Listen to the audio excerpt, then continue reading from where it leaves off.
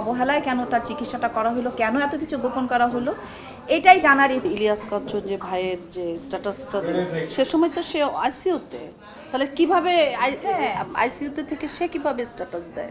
সারা গায়ে দাগ ছিল, মুখে রক্ত ছিল, কিন্তু আপনারা এটা খুঁটিয়ে দেখেন। যিনি ওনার মেয়ের জামাই তিনি বলেছেন যে ওনাকে যখন বাসা থেকে হসপিটালে নিয়ে যাওয়া হয় তখন বেশ কয়েকবার উনি পড়ে গেছেন বা বিছানা থেকে পড়ে গেছেন, সে বিভিন্নভাবে হয়তো বা ক্ষতর চিহ্ন থাকতে পারে। অভিনেত্রী অঞ্জনা রহমানকে শেষবারের মতো দেখতে এসে এভাবেই তার মৃত্যু নিয়ে অভিযোগ তুলেছেন সহকর্মীরা।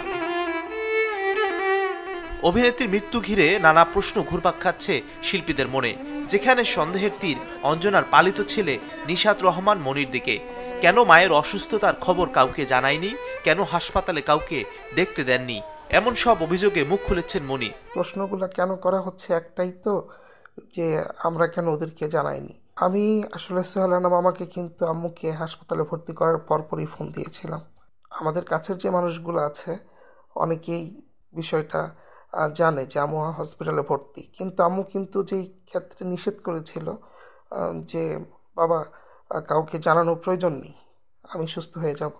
আর আম্মু যখন ইউনাইটেডে সিসিউতে ছিল বা এসডিউতে ছিল, অনেকেই কিন্তু আম্মুর সাথে সাক্ষাৎ করেছে, বলছে যে আমরা নাকি কাউকে যেতে দেইনি।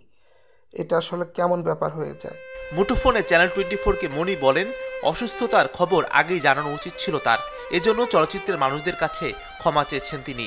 আম্মুকে ইউনাইটেডে ভর্তি করার পরে ওই দিনই সকলের সাথে যোগাযোগ করা উচিত ছিল। এই ক্ষেত্রে আসলে আমরা আন্তরিকভাবে দুঃখিত।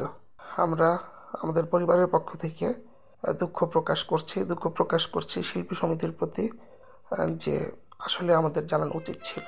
অঞ্জনার মৃত্যু কি স্বাভাবিক না অস্বাভাবিক, এই রহস্য কি থেকে যাবে নাকি খুলবে জট? সময় দিবে তার উত্তর।